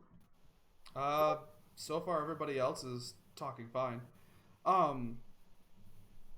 3 to 5 days was his estimation to be able to get there, and then it would be another 3 to 5 to come back. See, where I come from, we don't like that word you just used. That word should. That word never seems too kind to me. So you're unsure of the should. Why? And if I need to, perception check. My magical mind here doesn't have exact information. It could give me approximates, but that's about as good as I can really muster with it. I try my best to get the clearest information I possibly can for you. That's why this has taken a while to plan to even have it right. But I've got a direction, I've got a time frame. Hopefully that should allow you to basically make an area to search in. And I'll still pay you at least some of it if you come back without being able to find it. Seems like a reasonable request, though I still feel like you are hiding something. I do believe that our deal is sealed. And I stick out my hand to shake his. He looks concerned that you think he's lying, but he takes the hand and shakes it. He takes a bundle of provisions just on the table for you. There's small casks of water. There's food wrapped up in kind of brown paper with twine keeping it together.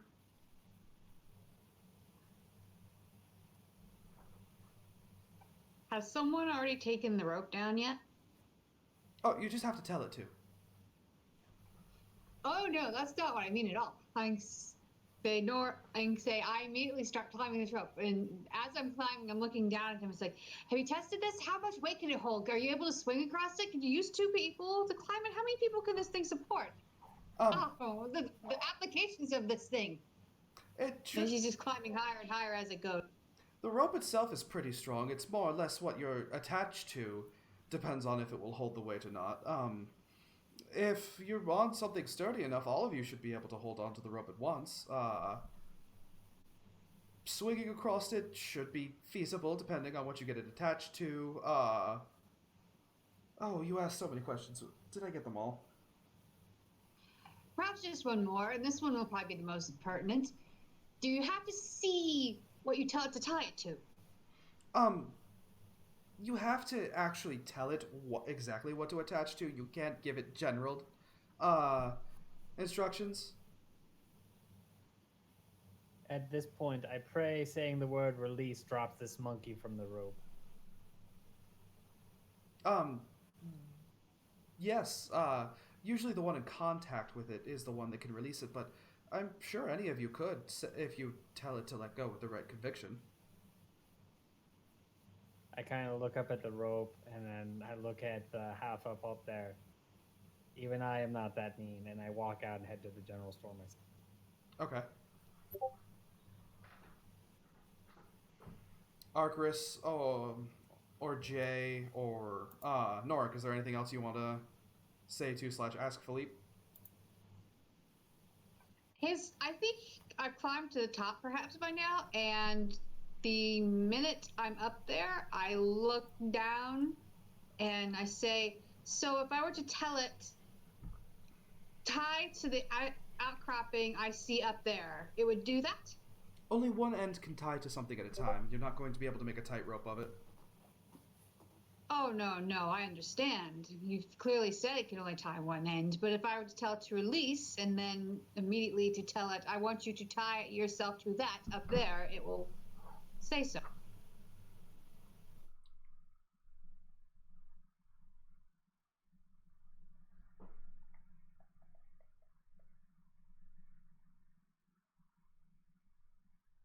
Is anybody able to hear me? I hear you. I have to actually check the page for the magic item. Apologies. Breaking the fourth wall. I'm really interested to know the answer to this. Yes, but it only moves 10 feet per turn. So in combat, you couldn't exactly Spider-Man, but given enough time, you could do it slowly. Now, that's not to say and I really shouldn't say this as a DM, but that's not to say you can't throw the rope and as it's getting close, then tell it to not. I like this idea. He looks up, sees you up there, and he goes, apologies for not dusting the banisters. Oh no, like say crawling around in all of the libraries and say one is expected to find dust, but if it concerns you so, I will come down. You say, and I begin climbing down, and I believe once I get close enough to the ground, I will ask it to release. You move down, and it's not really any problem with the knots on it, and you eventually make it to the ground. You tell it to release, and it comes down very slowly, like it doesn't thwap you on the head with one of the knots. It is still knotted, though. You have to command it to unknot. Oh, so the command is unknot. And as you say that, the rope, almost like a snake, kind of wriggles, and the knots are worked loose, and it straightens to 100 feet again. I am all smiles seeing this. It's like, yes, for once, there's magic in my hands. Well, and he immediately looks up with his crestfallen looks, not as though there hasn't been magic all along, Numian, of course.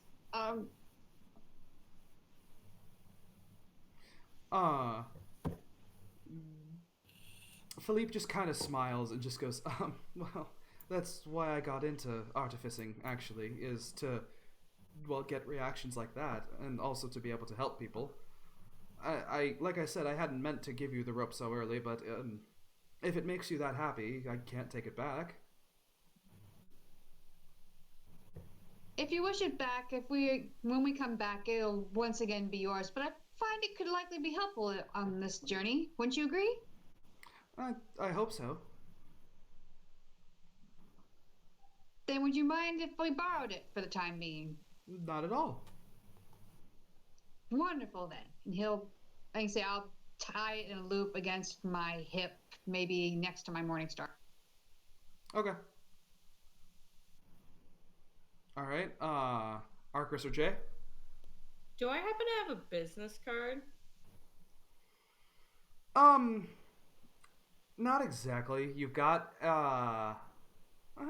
like cards with information on which guild that you're technically from, and like how to contact you. I'm just going to pull that out and hand it over, and I'm going to tell him, if you ever feel like you want to sell your items, get a hold of me. I think we'll be in touch a little more often than what we think with this treasure finding. And I hope it's safe to say that if I find other things not of what you're looking for, I can partake. Oh, but of course you can. I only want the fountain, and we may have to deal with Canadian gin for a little bit. Oh dear. Oh, there we go. But no, anything else you find besides the decanter is yours to do with as you all please. As long as it's not unleashing some evil on the world, I don't really mind. I don't have any plans for any of that, at least. But if they bug you again before we come back, just make mention that I'm still around. Sorry, Joy is being connected to a public data source. You're fine. It's fine. Also, I love my expert DMing. No, you don't have a business card. You just have a card that tells people where you are and how to contact you. Oh, I'm amazing. All right, Jay, is there anything you would like to say to Philippe before heading out?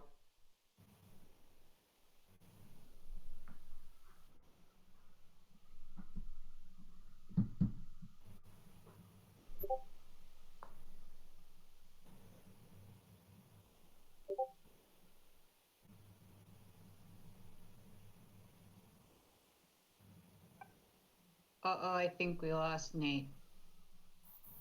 I think I'm here. No, you're here. I asked if there was anything you wanted to ask Philippe. Actually, I need to go next door. Okay. Arcus, everybody else has gone to the general store. Are you following, or? Yeah, maybe they'll have a tent. Yeah. Just use this for extra shelter. Yes. So you all walk into the store. You are met. Some of you recognize him. Most of the others of you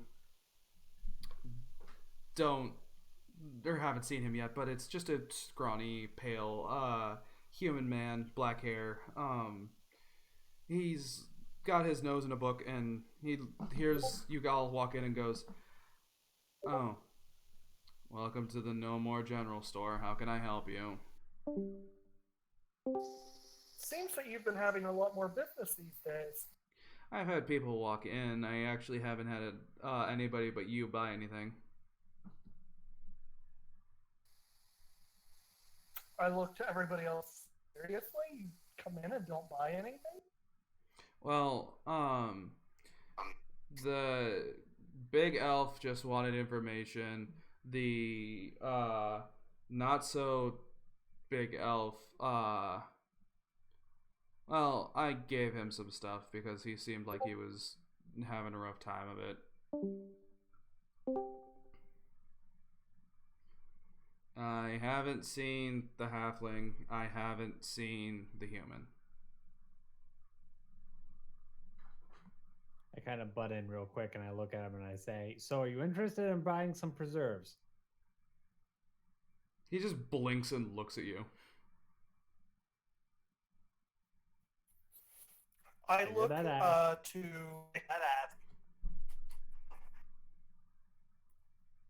the merchant of the group. I can't remember her name. Go, well, that's interesting because I have with me here a member of the Merchant Guild. I can help you find a way of making more money here.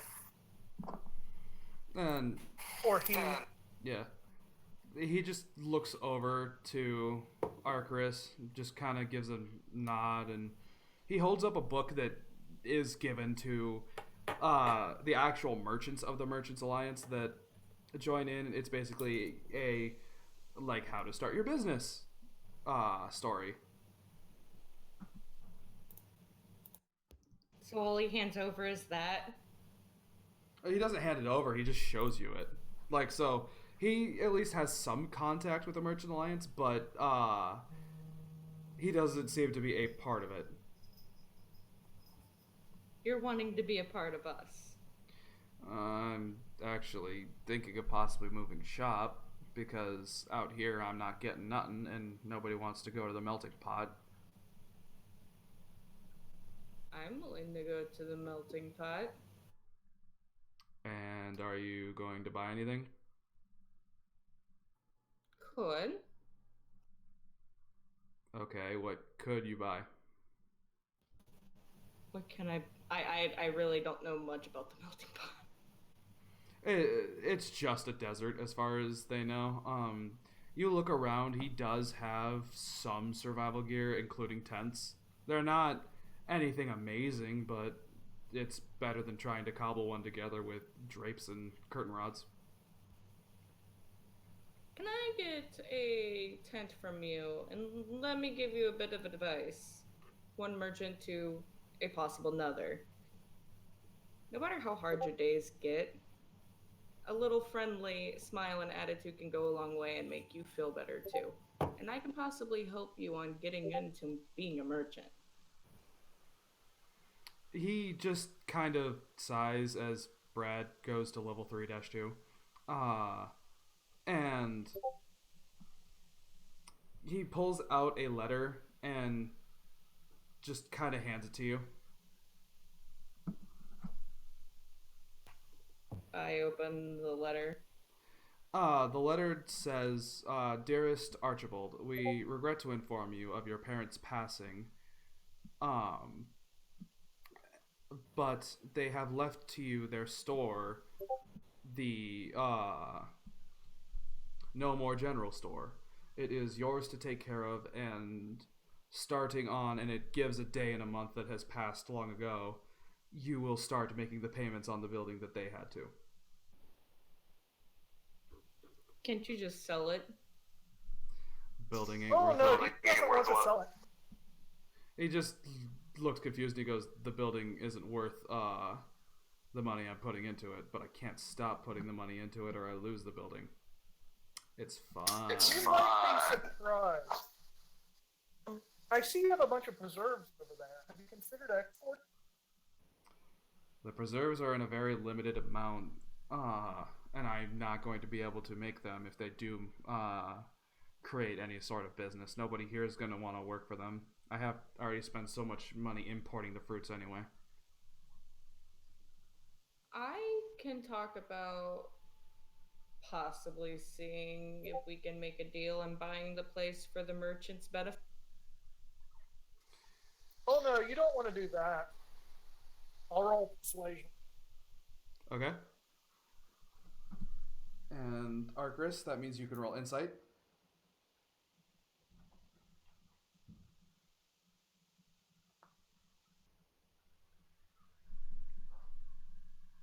$24 on persuasion, and I guess I'll roll deception at the same. Well, if you're wanting to do a persuasive deception, you just roll deception. So what would that be as a deception roll?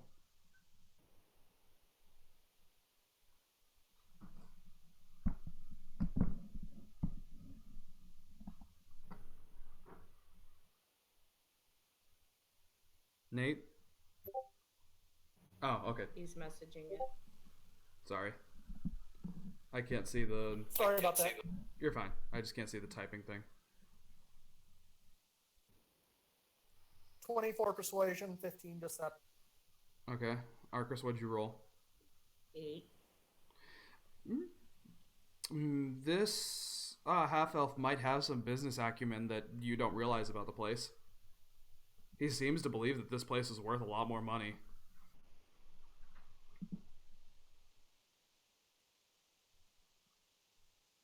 I'll just keep quiet for now. He does look to you, and he just goes, listen, if you could at least put in a word that I can get a representative out here to try and make this place better, that would help a lot. That would be worth a tent to me. I hand him my business card and he goes, you remember me, I remember you. Let's hope so. And I'll buy it. I will buy it as well. Okay, the tent is just 4 silver. I hand it over. Okay, he takes it and hands you a tent from where he has to grab them from a top shelf. And Norik, you actually do see he has a kind of set of steps up to the front counter to allow folk like gnomes, halflings, even the shortest of dwarves to be able to actually be at the counter.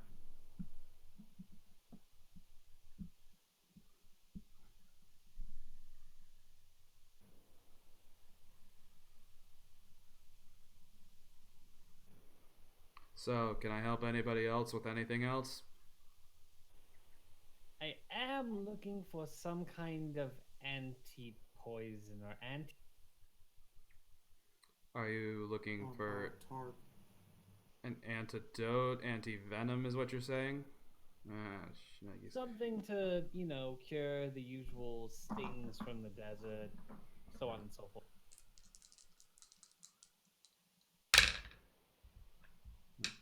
I do have 2 in stock. I'm not going to get more for a while, so I have to label them at 2 gold apiece. And they're single use only.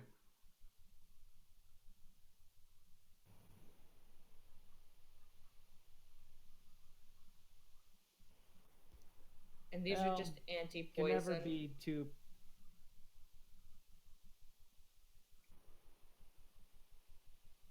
It's not an anti, it's a antidote. Basically, like if you do get poisoned, it'll fix it. So it's just a standardized cure. It's not like an actual antitoxin where I take it and gives me bonus saves for an hour. Correct.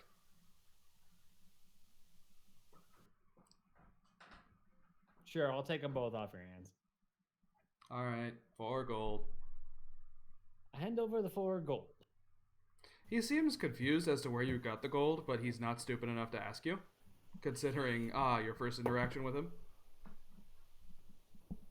And he just locks the gold away and just says, all right. And he looks to the elf, he looks to the halfling, and just kind of sits expectantly, like his fingers drumming on the book that he was reading.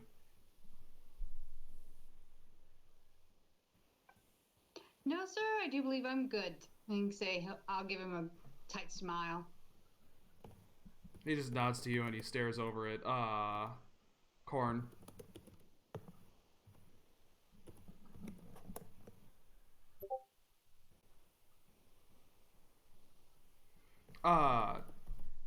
Yes, you can buy a tarp. I'm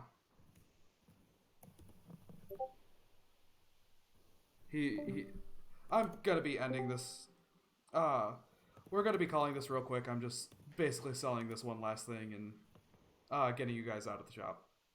So he says, "Yeah, I can sell you a tarp, 5 copper."